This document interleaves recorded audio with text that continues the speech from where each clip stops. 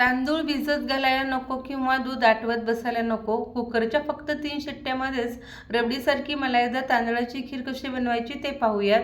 फक्त 1 चमचा तांदूळ आणि 4 काजू गरम पाण्यामध्ये 5 मिनिटांसाठी भिजत ठेवायचं आणि उरलेले तांदूळ धुवून कुकरमध्ये घालून पाणी घालून 3 शिट्ट्या करून घ्यायच्या. भिजत ठेवलेले तांदूळ आणि काजू यांची मिक्सरच्या भांड्यात घालून चांगली पेस्ट करून घ्यायची.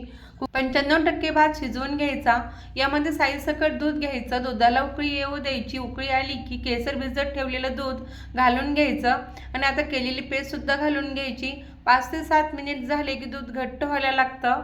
आता या खिरीमध्ये ड्रायफ्रूट्स घालून घेऊया आणि साखर आपण घातली नव्हती ती साखर पण घालून घेऊ आणि अर्धा चमचा वेलची पूड घालून घेऊया. आता आपली ही रबडीसारखी मलाईदार तांदळाची खीर तयार आहे. सविस्तर रेसिपी पाहण्यासाठी वरती असलेल्या त्रिकोणी बटनमध्ये असलेल्या लिंकवर क्लिक करा आणि रेसिपी पहा. रेसिपी आवडली तर लाईक करा.